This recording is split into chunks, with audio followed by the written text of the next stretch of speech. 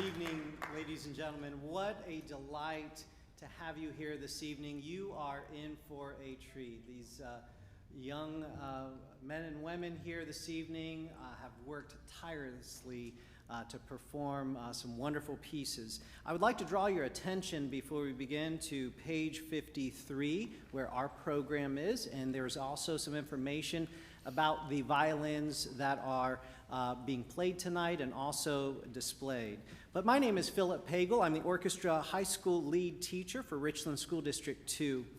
And this, my colleague, is an indispensable colleague, Julie Russell, who's the director of Blythewood High School. She has been wonderful in planning.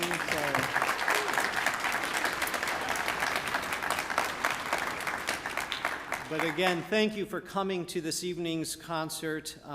If you are watching via the Richland School District 2 live stream link, thank you again for joining us as well. There are a few key people that we would like to thank for making this event happen. We would like to thank Dr. Wendy Campbell, the District Fine Arts Coordinator. Thank you so much.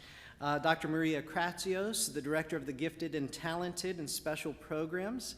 Dr. Davis, our Superintendent, and the school board.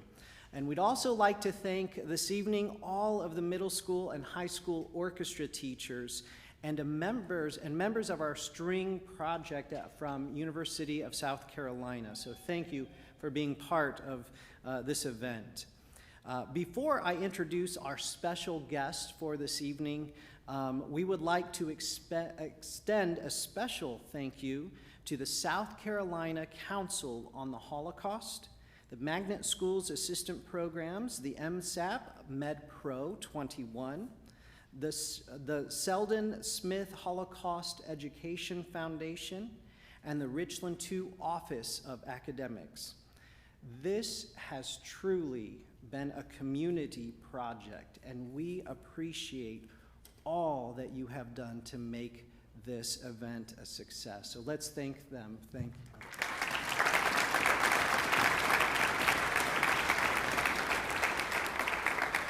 I would also like to remind you, and I will make sure I do it myself, please take out your phones or electronic devices and make sure it's on silent or turned off.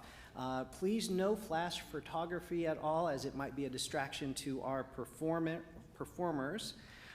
Tonight's concert is truly a once-in-a-lifetime experience for these musicians this evening. We're excited of the opportunity to share in the Violins of Hope project and all that they represent. The Violins of Hope is an international organization that helps bring the memories, the lives, and the hope from a very troubling time in history. The Richland School District orchestra teachers are proud to be able to collaborate with our Violins of Hope and Varna International on such a significant historical event. This concert this evening will include guest artists who have been vital in bringing the Violins of Hope project alive. At this time, I would like to take the opportunity to welcome to the podium the CEO and founders of Varna International, Sharon and Colin Chonev, to say a few words about this evening's event.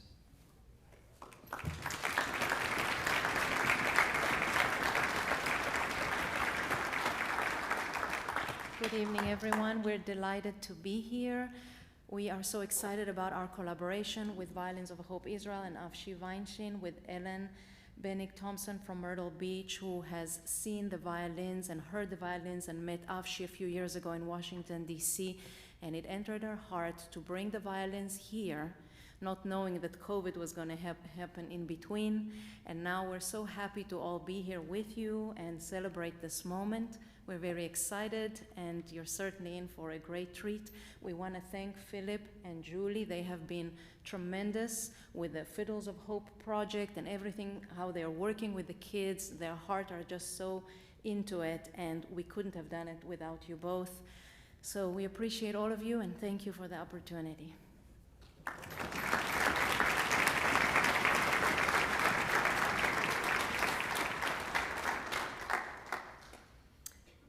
I'm supposed to read off of this script, but I'm going to. I just have to say that this is one of the coolest things I've ever done. I don't even cry at my own students' concerts.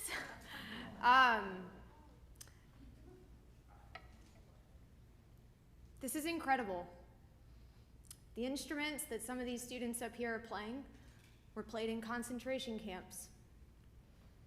We're holding history right here in South Carolina, in Blythewood, here in Richland too. I've been following the Violins of Hope for a really, really long time, never thinking I'd get to be doing this. I thought I might be doing what you're doing.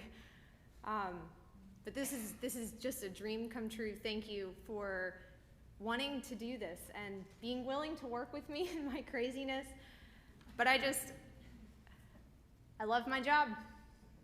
I absolutely love it. These kids know it. I say it every single time. Well, sometimes. And I have the greatest job in the world. This is extra special. But what happens in the classroom and what we do every day, I love it. I love working with you guys. You're epic and you're amazing. And thank you for being willing to do this. It's AP exam week. These are orchestra students, so they're taking a lot of AP exams. And they're here because this is a big deal. So I'm gonna go back to the script now, but please know that I'm beyond. I'm absolutely beyond. I don't even have a word for it, which is pretty crazy. I'm never speechless. So here we go. These students you see before you represent the best students in the district after completing a series of auditions and attending multiple rehearsals, and this evening's concert is a result of their hard work and dedication. Hailing from each of the 5 high schools in Richland 2, we have students from Blythewood High School, students from Ridgeview High School under the direction of Philip Hagel, students from Richland Northeast under the direction of Sierra Asmund, students from Spring Valley High School under the direction of Dr. Janine Parnell, and students from Westwood High School under the direction of Amy Evers. This district had over 50 students who were accepted and participated in the SCMEA Region Orchestra. We had 11 students play at the all-state level and countless superiors. We can't tell you because we're just now getting results in, but from what I know, we're easily gonna hit 50 to 75 superiors across Richland 2 in solo and ensemble, and we hit multiple superiors at the concert performance assessment event. These are some of the best players in the state in front of you right now. And as Mr. Pagel mentioned, this evening's Concert of Hope represents a partnership between Richland 2 and the Violins of Hope. The Violins of Hope, and I've already told you about it, are a collection of instruments that have been restored after surviving the tragedy of the Holocaust. They've been restored by father and son luthiers Amnon and Avshi Weinstein from Israel. We are fortunate to have with us tonight Avshi, and you'll hear from him in a little bit. And one of the most remarkable aspects about this partnership is that they loaned us for the day 10 Violins of Hope for us to use. 8 of them are going to be performed on, and there are 2 on display out in the lobby. So if you are playing a Violin of Hope, would you mind standing up and showing the audience your instrument, just the front and the back of what you're playing tonight? Some of these instruments have mother of pearl inlaid in the back, stars of David. There's one instrument over here with the scroll is actually carved into it, a lion's head. This is a klezmer violin. It was meant to kind of entertain the children, and it's beautiful. It has flowers in the pegs. Some of these instruments are over 100 years old, some older, and these guys have had the opportunity tonight to play on them all day, and they're holding an artifact in their hands. They've been incredibly careful, parents. They've been super good. So thank you guys. Go ahead and sit down. And okay, now it's yours. Unlike Miss Russell, I'll try to stick with the script because I will become emotional if I get off, but I am so proud of all the work that they have done. Before we begin our performance, we'd like to take this opportunity to introduce our guest conductor. Georgi Andreev started studying music at a young age. He majored in the golduka, traditional Bulgarian bowed string instrument, which he will play tonight, and he'll speak a little bit about that instrument before his piece. He is also an award-winning composer. Mr. Andreev composes in every genre, including video games, and is the artistic director and the chief conductor of the Philip Kutev National Folklore Ensemble of Bulgaria. We have had the privilege to have him come and work with the students all day, and they have done an outstanding job under his direction. So ladies and gentlemen, with a warm welcome, please let's give the warm welcome to Mr. Andreev and the Richland 2 Orchestra.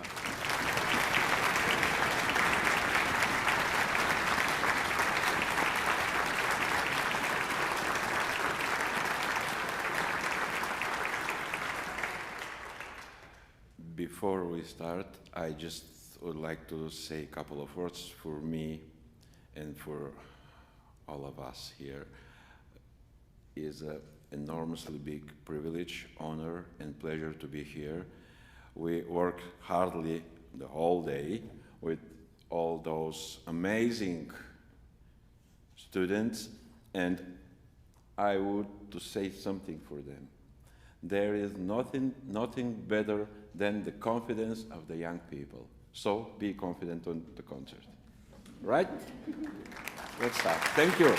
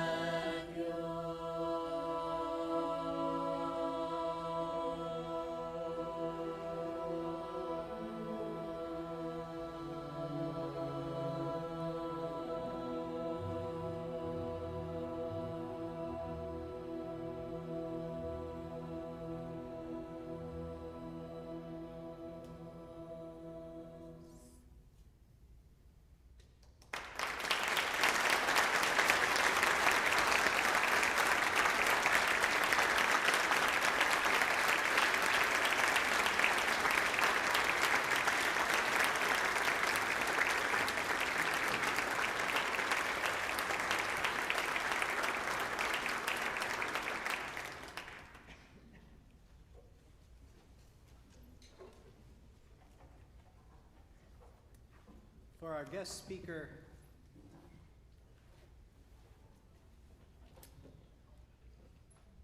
Beautiful. This evening, you will have the special opportunity to hear from Avshi Weinstein, a luthier, educator, and co-founder of the Violins of Hope. Excuse me, I'm sorry. Avshi Weinstein is the third generation Israeli violin maker, following in the footsteps of his grandfather and father. Since 1996, Avshi and his father Amnon have acquired and refurbished the entire collection of the Violins of Hope, consisting of violins, violas, cellos, in a mission to give the instruments and their former owners a voice again, and to inspire a message of hope, survival, and resilience. He now travels worldwide to educate others with restored violins and stories of the Jewish musicians. Please join me in welcoming Avshi Weinstein.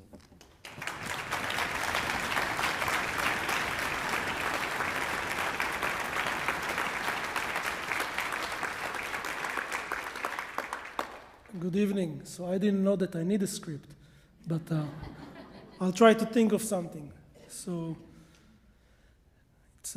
I'm here for 2.5 weeks. We had how many concerts until now? Honestly, I do not remember. But to have a concert with a school orchestra or a combined school orchestra like we have here today, for me, in a way, it's even more meaningful to go to a symphony. Because in the end of what we are trying to do with Violins of Hope and also with Varna International, I mean, we try to bring these stories to the kids. And you are not really, you're not the best examples in a way, because your concentration span has to be more than 20 seconds on TikTok, otherwise you cannot play. But with today's generation, and I have 2 kids, 8.5 and 6, so their happiest time is, can we open the iPads? And we are losing lots of things. And the schools have to do many things, and when we come to a school and we give a lecture and we talk about the story of those instruments, the story of those people, it's very different than when a teacher goes into the class and starts talking about Second World War, because when you hear those numbers, I mean, nobody understands. Nobody knows 6 million people. Nobody knows how many tens of millions died. But when you talk about a certain person who had to move with his family to a ghetto, to lose family and friends, and to see what was going on, this is his story. It can be your neighbor, it can be you, it can be your cousins, but it's something that you can relate to. There are millions of stories that unfortunately were lost because either the whole family was simply killed, or the survivors unfortunately never talked. We are very fortunate to have still so many testimonies and so many stories that hopefully we will learn in the coming years, but in the end, music is an international language. And even when you bring a gadulka from Bulgaria with a fantastic composer like Georgi, they can stand on one stage, communicate, talk, and bring a message. And this is one of the most beautiful things that you'll hear this night. So thank you very much for coming. Thank you for everybody and all the school people and district, and I'm very bad with names and all these things, but I remember violin maker names, but not people. My wife always is, she's very angry. You don't remember this? I said, no, I don't, sorry. So thank you for letting us coming here during exam time. Thank you for taking your time to be with the instrument, study, work so hard, and play so beautiful this evening. And I hope you enjoy the rest of the concert.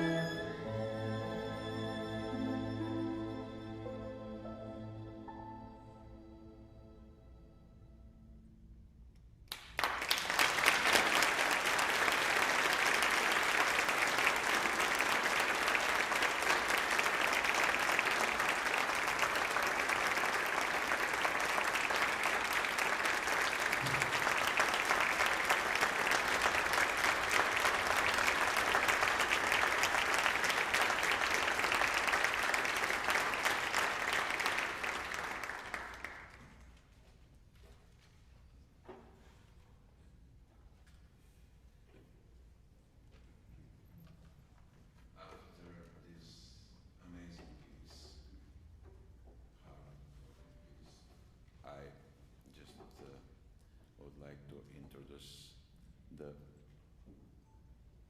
part of the choir of the Bulgarian National Folk Ensemble Filip Kutev, which are here.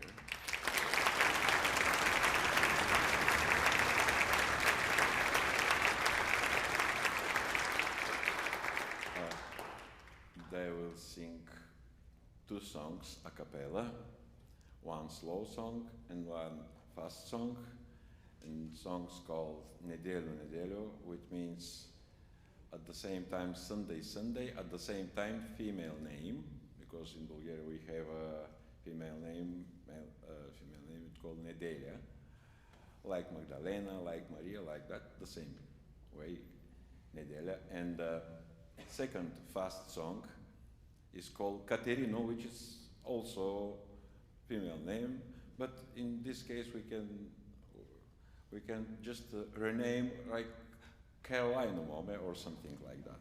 Katerina. So we'll enjoy.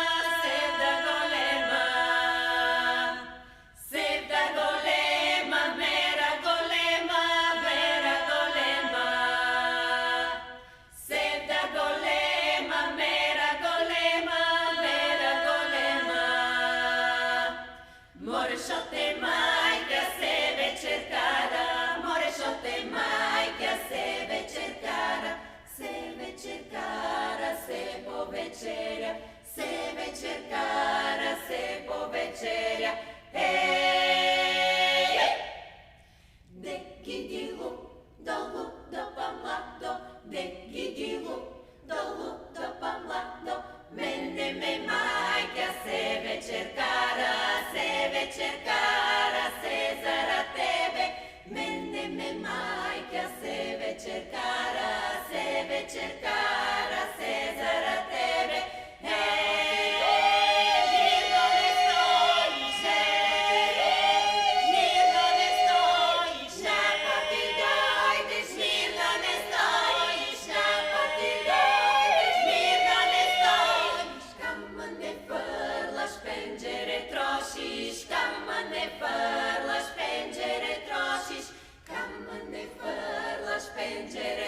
nosiš mene, me majka, ludo mlado, na teb ne dava.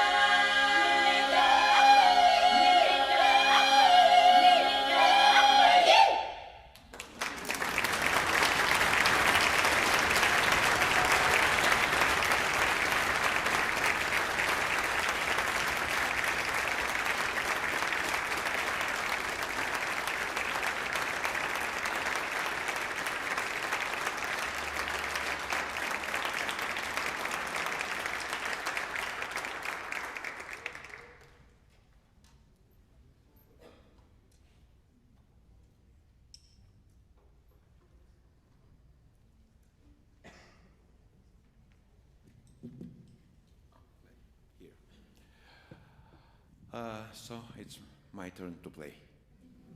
Yep. Let me tell you several words about this instrument. It's called gadulka. Difficult for pronunciation in English. Gadulka, it's a kind of vertical fiddle with bow, but nothing in common with violin. Completely different way of playing. Completely different. It's there is a theory, and it seems to be that it's true. There is no improvements, but it's logical that this instrument came directly from ancient Greek lyra, Orpheus instrument. Orpheus doesn't play harp, he plays gadulka like that, lyra. In Greece, this instrument called lyra, in Turkey keman, kemençe, in Bulgaria we call it gadulka.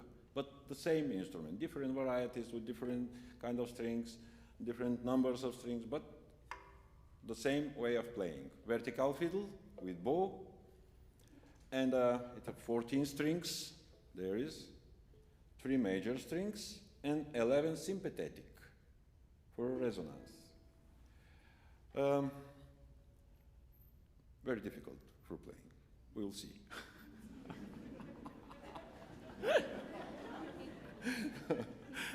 Kidding.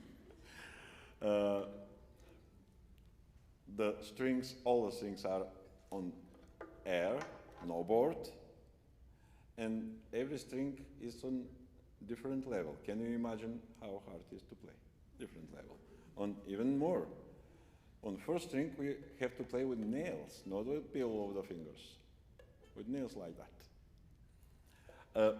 The piece which we will perform for you together with those amazing, I'm repeating, amazing, incredible students, guys, for me was an enormously privilege and pleasure to work with.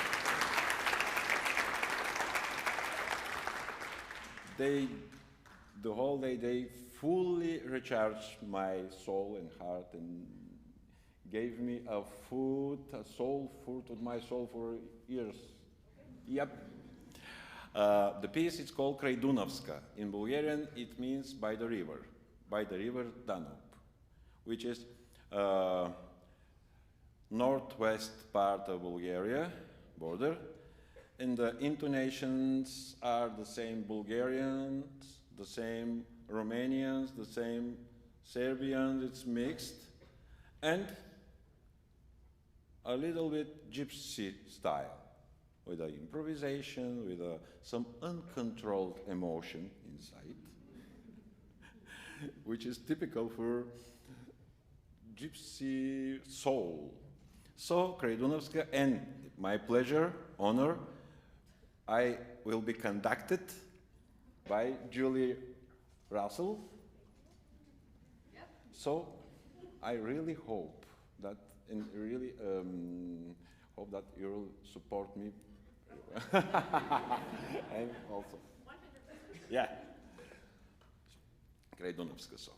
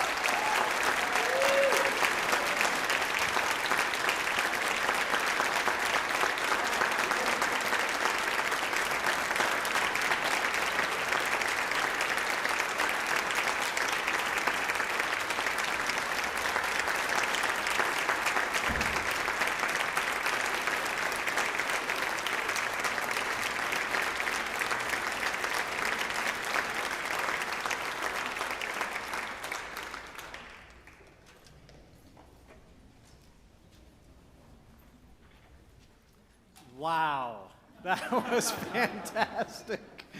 I mean, you did things not in rehearsal that you did out here. That was amazing to see. Yeah, it surprised me too, so that's wonderful. Well, you are in for a treat with our next guest speaker. Pastor Chris Edmonds is the son of a World War II hero Master Sergeant Rodney M. Edmonds, whose fearless braveries saved the lives of more than 200 Jewish American soldiers in a prisoner of war camp in Germany. This evening, we have the honor and privilege to have him tell you that story. So would you please join me in welcoming Pastor Chris Edmonds.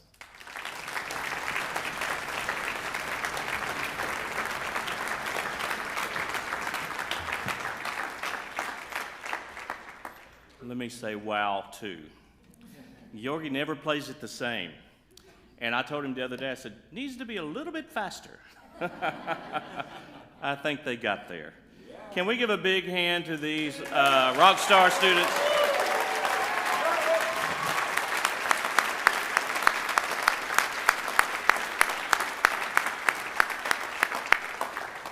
Now, students, I said that because I need audience participation all through this, so you got to help me out. And how about these amazing educators that we have that have blessed us?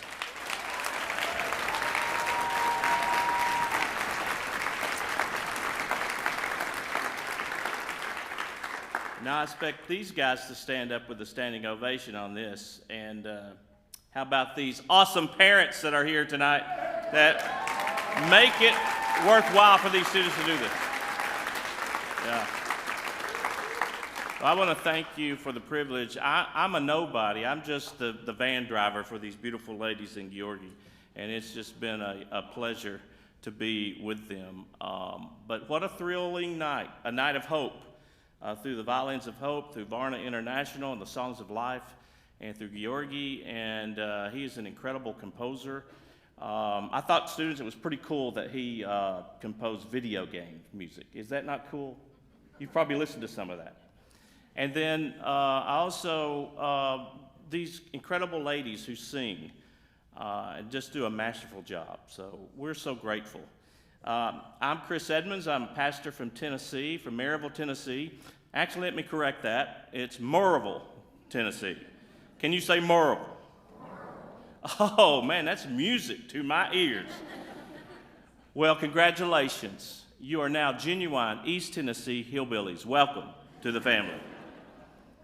Well, I am convinced that an ordinary life lived well, an ordinary life lived for the sake of others, is extraordinary. I believe that everyone in this room, I see a lot of ordinary peeps in here today, but I believe that your ordinary life, lived for the good of others, is extraordinary, even heroic. And I want to share a story about that, because I believe that you and I, what we do each and every day that we just take for granted, really does make a difference. And you know, we're on this planet to make a difference. And I'm going to share a story that's pretty amazing about an ordinary guy who made an extraordinary difference. And so students, loud and proud, I want to hear you repeat after me. I can. Let's try it again. I'll get Georgie up here to direct you if you don't step up to the plate here. Loud and proud. I can make a difference. How about you help us out? Look at a neighbor and say, you can make a difference. Now all together, we can make a difference.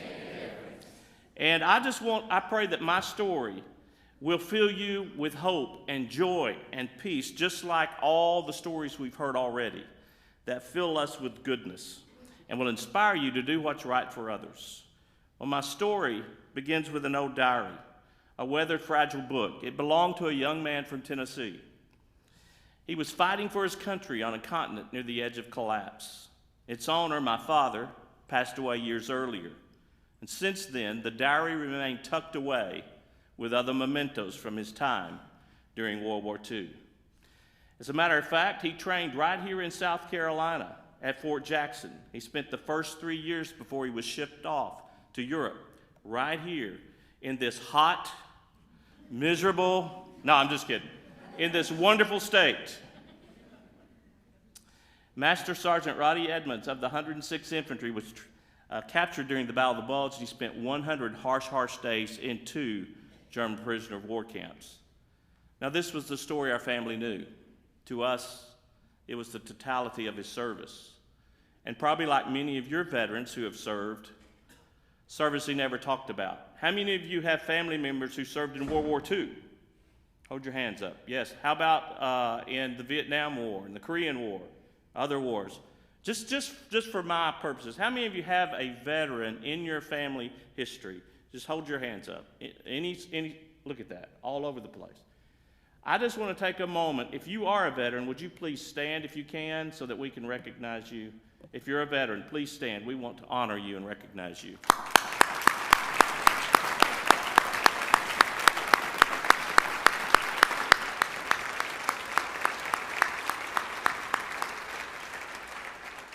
Thank you. We wouldn't be here with the freedoms we enjoy if not for you.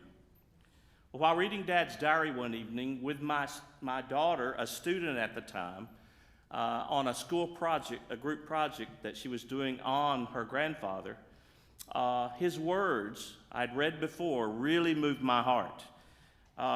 In it, Dad wrote this: a lot of things I'm not going to write. I know God was with us and he answered our prayers. And then he wrote this, very insightful: I learned men even better than before. Some were good, some were bad, some were better, and some were worse. At that moment that I read those words, it seemed like God inspired me and said, you've got to find out more. You need to look further into your father's service. And God sent me on a journey to discover Dad's true experience as a prisoner of war. One evening, just past midnight, I typed in my dad's name and rank on my computer. Remarkably, his name appeared in the New York Times, an article in the New York Times entitled Richard Nixon's Search for a New York Home. Now, the article recounted how an attorney named Lester Tanner sold his historic townhouse to the president in the 1980s. Even more remarkable, in the article, Lester, Mr. Tanner, recalled the bravery of his young Master Sergeant, Roddy Edmonds, saving his life in a Nazi POW camp. That's my father. I am stunned. I am blown away. I'm so stunned that it's late at night. My wife, Regina, is already in bed asleep. I go in and scare her half to death and wake her up to drag her out of bed to come and verify.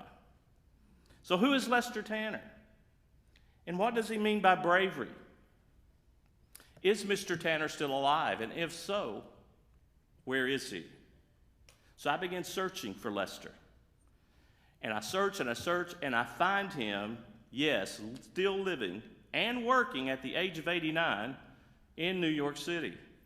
God bless those men and women of the greatest generation. Well, the day I met Lester, he told me the true story of what really happened in that POW camp. Dad was the highest ranking American soldier in a Nazi POW camp, Stalag 9A, a POW camp for non-commissioned officers. It was near Ziegenhain, Germany. It was near the end of the war, late January 1945.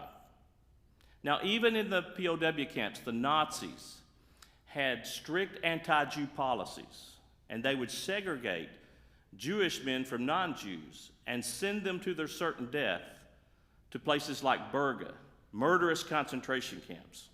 As a matter of fact, the Army even told the Jewish men, the Jewish Americans, if they were ever captured, to destroy their dog tags and never mention their Jewish identity.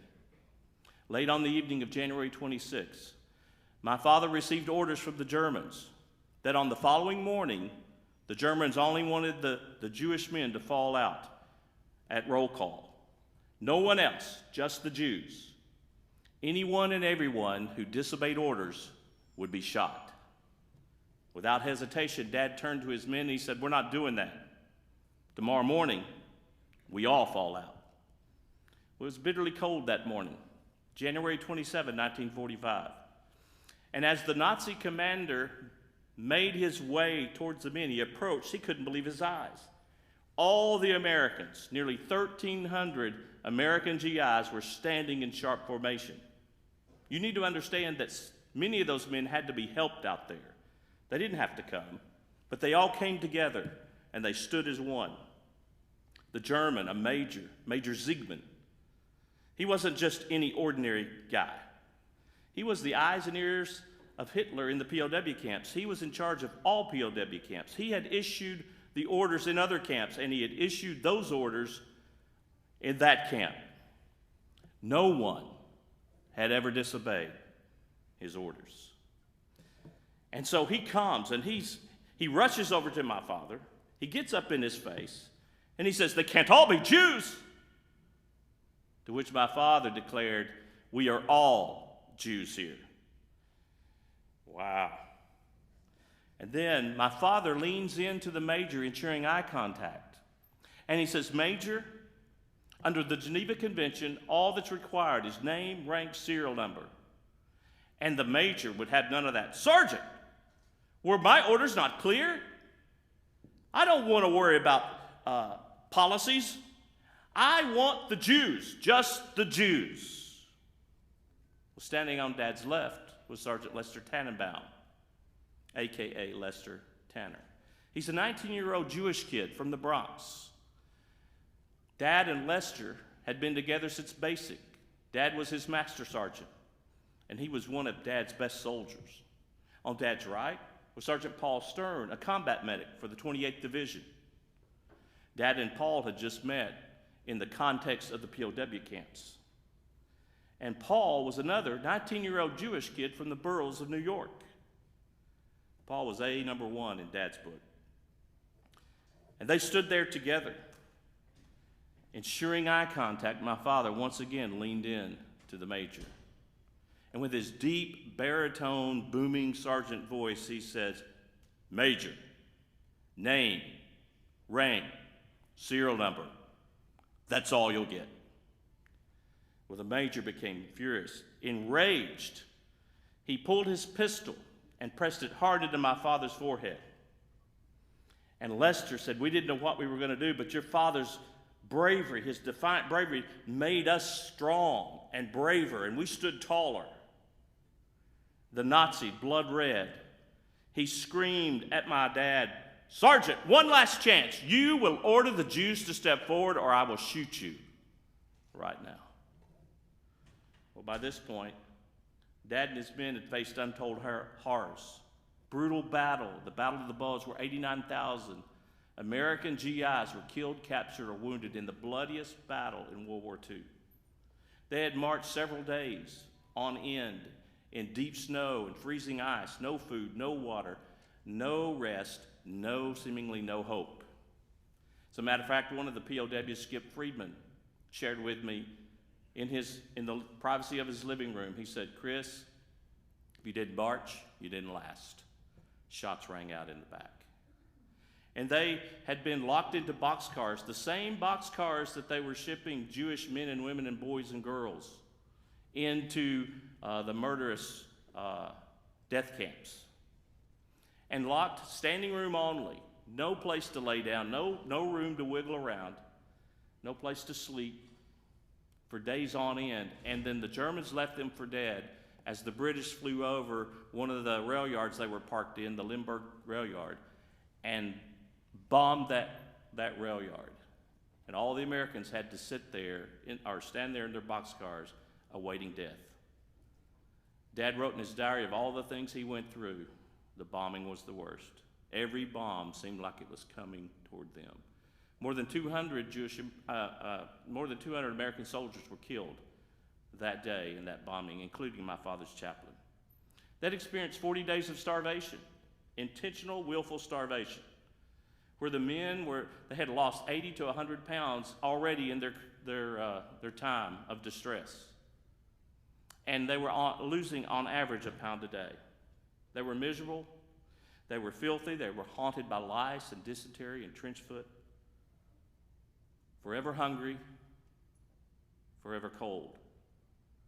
And just 2 days earlier from this moment where Dad has the gun pressed to his forehead, daring a Nazi to shoot, they had to stand in the cold all day long, and at the end of the day, they had to watch the savage execution of a young Russian soldier.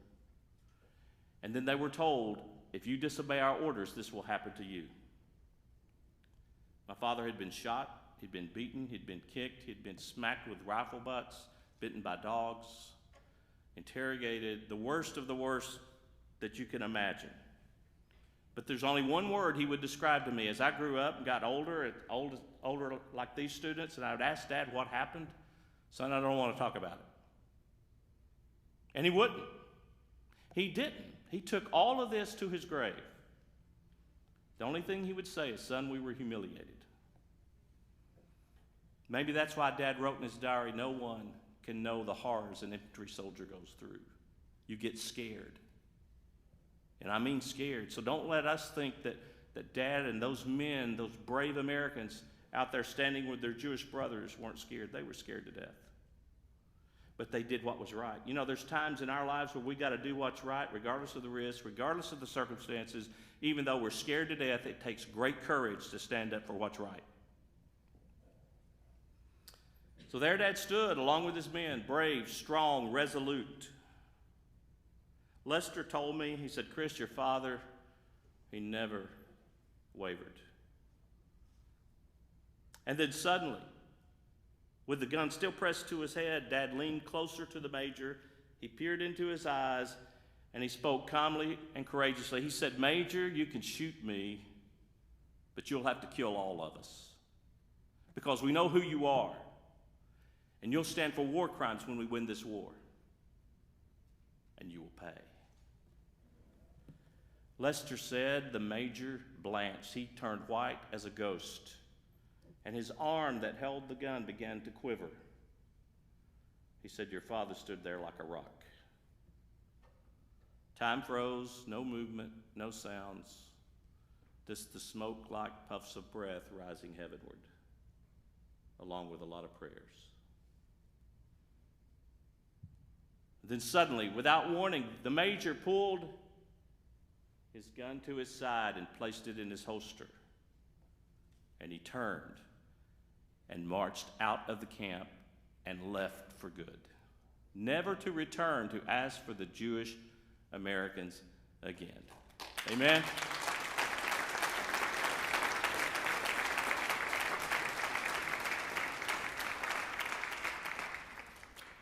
So I asked Lester, I said, Lester, what did you guys do? He said, we went back to the barracks to really cheer your father, just like we did. But he told me this. He said, what your father did made us brave. He said, we knew that we had a leader we could follow, and from then on, whatever your father said to do, that's what we did. Well, 2 months later, the Germans commanded all of the forces to be marched out on a death march. So they marched the French out, they marched the Russians, the Serbs, the British. But the night before, when they got the orders, Dad said, we're not doing that. And he hatched a plan with all of his men that they would defy the Germans. Many of the men were already sick, and so those stayed back behind in the barracks. Men stayed behind to help those sick men. So only a handful of men fell out. And they frustrated the Germans all day long with that plan. Even though they were threatened, some were beaten, they held their ground. Finally, in the end, toward the end of the day, the old commandant, the German commandant, came, threw up his hands to Dad. He said, okay, Sergeant, you win. You can have the camp. We're leaving. And the Germans marched out. Yeah.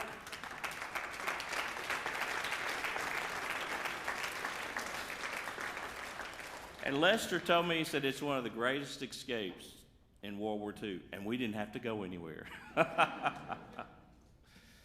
Well, in 2016, Yad Vashem and the nation of Israel honored my father as righteous among the nations. For us as a family, it's the highest honor that my father can receive this side of eternity, and we are so grateful for that. Righteous among the nations is the highest honor given by the nation of Israel to Gentiles who saved Jews during the Holocaust. Very few people stepped up to do that. Gratefully, Bulgaria, the whole entire nation, stepped up to do that. I think Bulgaria needs an applause just for all that they did.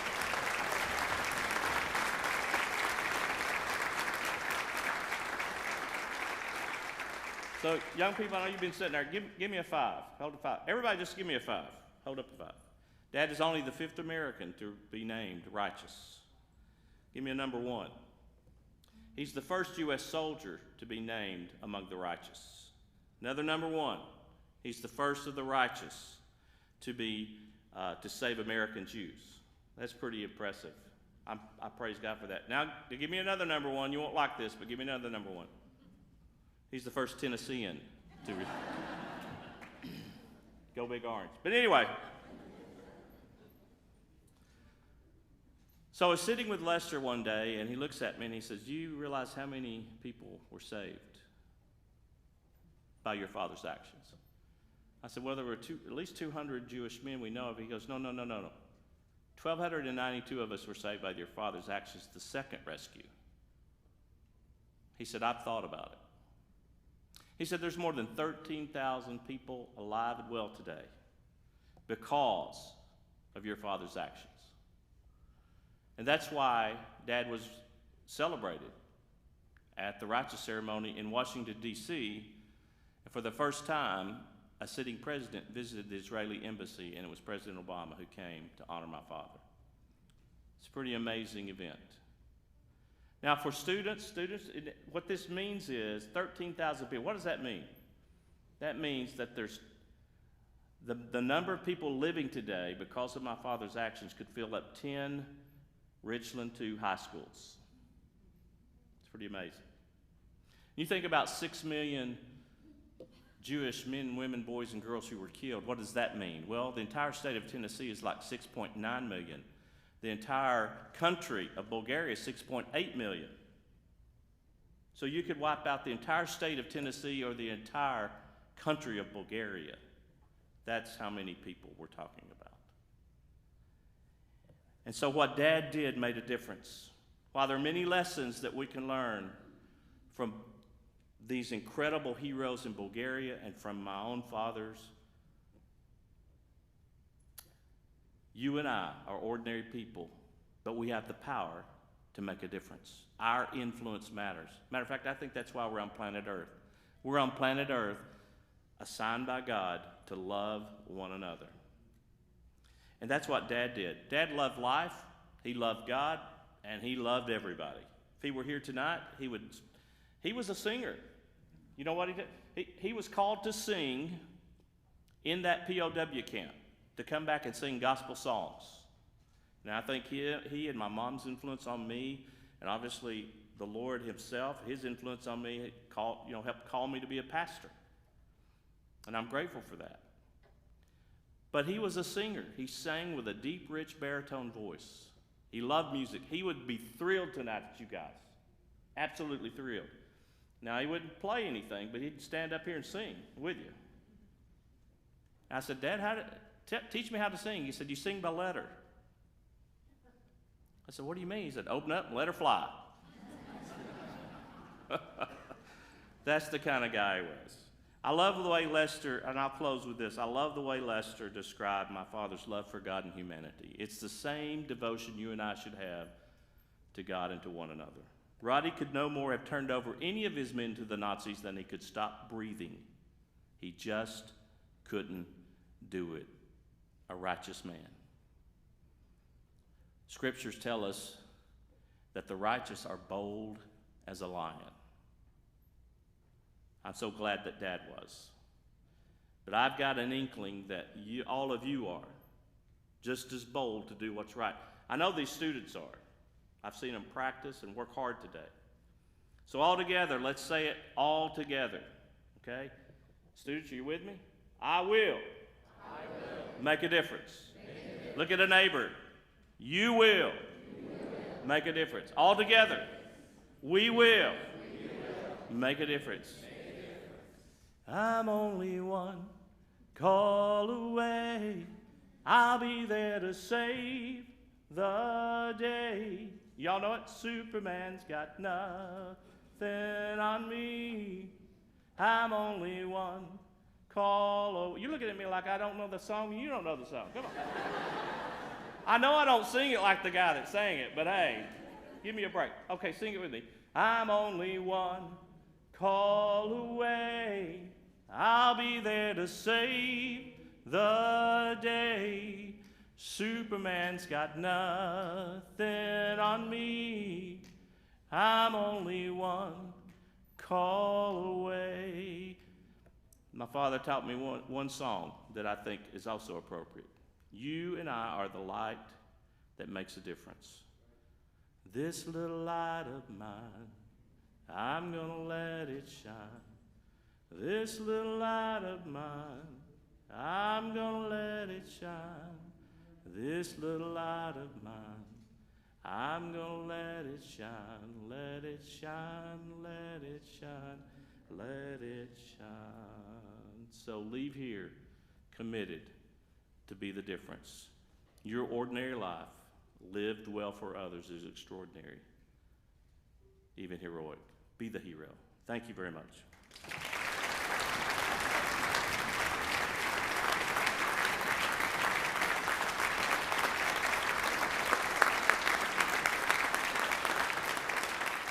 At this time, I would like to invite Dr. Kratsios to the podium. Our superintendent was here, I think. Okay. I would like to just to allow me to introduce you our district, Richland Stud District 2 superintendent.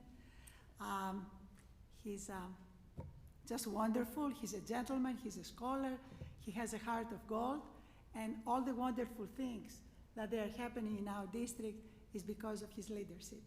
So Dr. Baron Davis, our superintendent. Our assistant superintendent.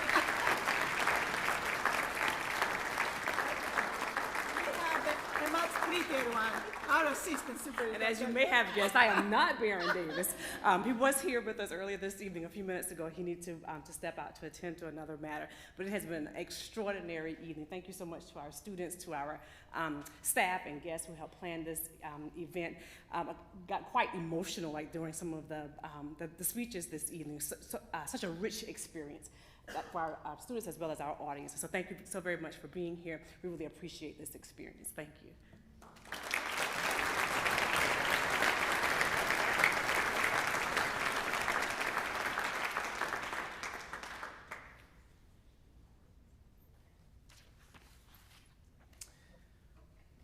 Before we conclude this evening's performance,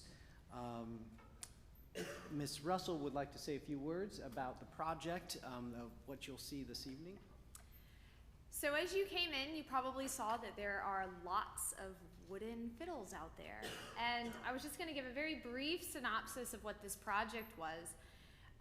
We all remember the March shutdown, and public school, we were shut down, and I was on the phone with a colleague of mine constantly back and forth that day trying to figure out what we were going to do in orchestra class. And my father and I have been cutting these wooden fiddles and having local artists and students paint them as a fundraiser for our orchestra program. And I had this idea that we could kind of mesh this idea of the Violins of Hope, which I'd been following for years, with this painted fiddle project. And so the Blythewood students, we had this long unit on music in World War II from all the different aspects. We talked about lots of composers, the songs that came out of the camps.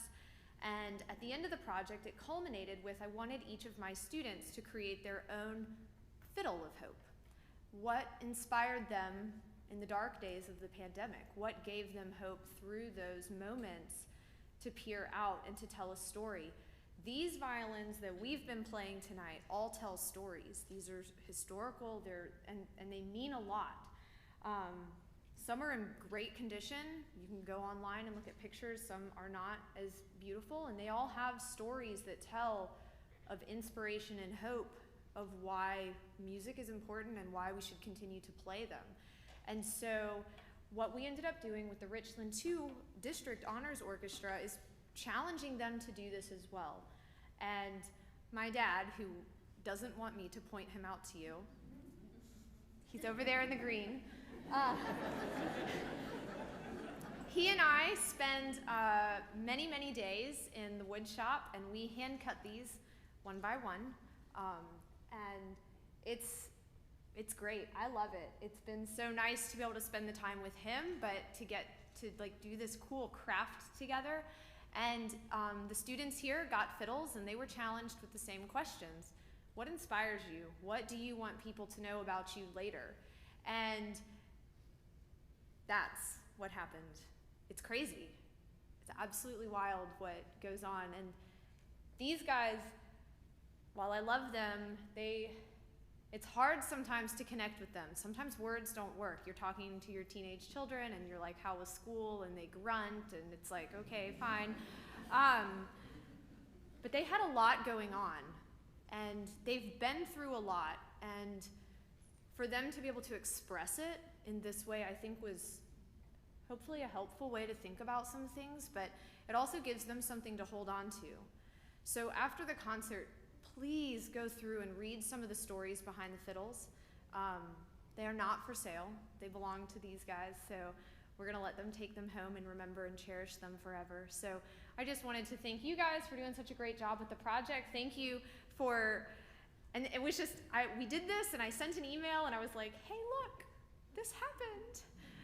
And then one day I got an email response back. I was like, oh. So thank you for this partnership. This was wonderful to be able to work together and do this. So be sure to check them out after the concert. Thanks. Thank you.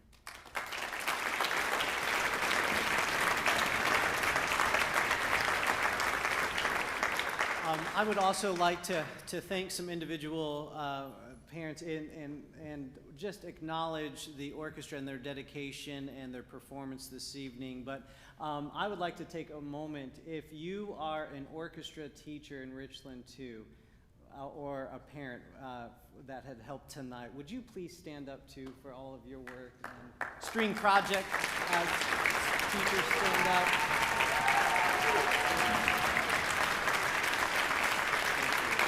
And one more time for the students. Thank you.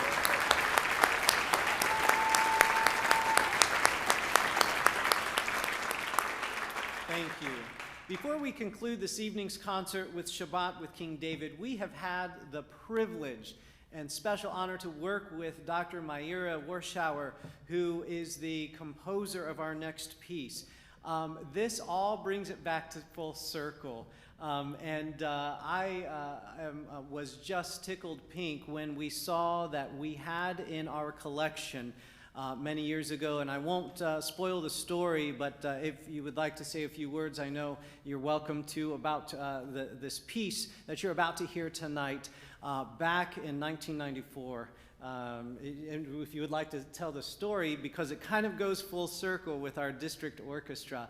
But Dr. Warschauer has done an amazing job. She's a composer, she's a musician, she is a delight to work with, and she had the opportunity to work with our students during a rehearsal and to give some feedback, and just she's got such a sweet personality and spirit about her. So would you like to say a few words?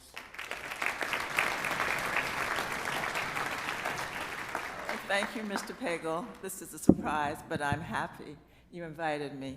So, yeah, I guess it was in 1994. My daughter was playing, I think she was principal cello or maybe assistant principal cello in the district orchestra, this district orchestra, Richland 2.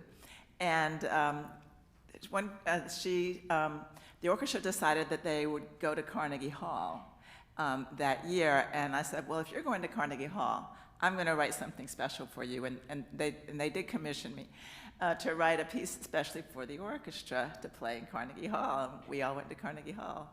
I put together 2 melodies, and the reason it's called Shabbat with King David, Shabbat is the Hebrew word for Sabbath, and you know who King David was in the Bible, and how we have there's a song about King David that he lives forever. David Melech Yisrael, David, King of Israel, Chai v'Kayam, lives and endures forever. So the first melody you'll hear in the cellos, if I can sing it, it goes like this, and to me it has the rhythm of those words. So, David Melech Yisrael,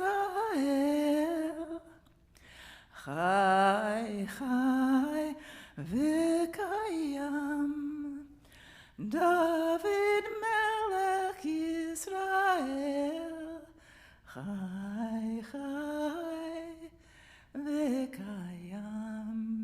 So you'll hear that in the cellos. I think it came to me when I was on one of the coastal islands in South Carolina for a retreat, and I was just walking in the swampy, there was a path, and I just was enthralled with the woods and the trees, and that melody just kind of came forth and found a home here.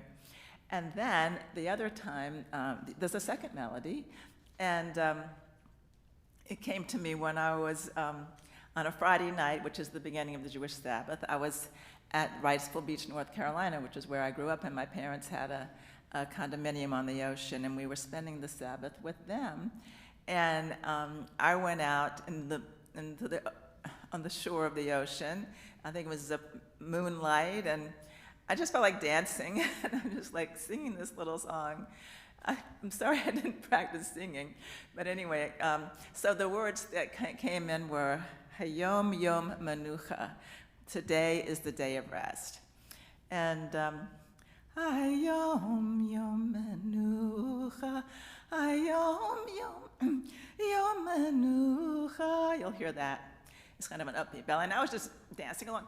And I thought of King David because it's known that when he came, the Ark of the Covenant, the 10 Commandments, was on the stones were still in the Ark.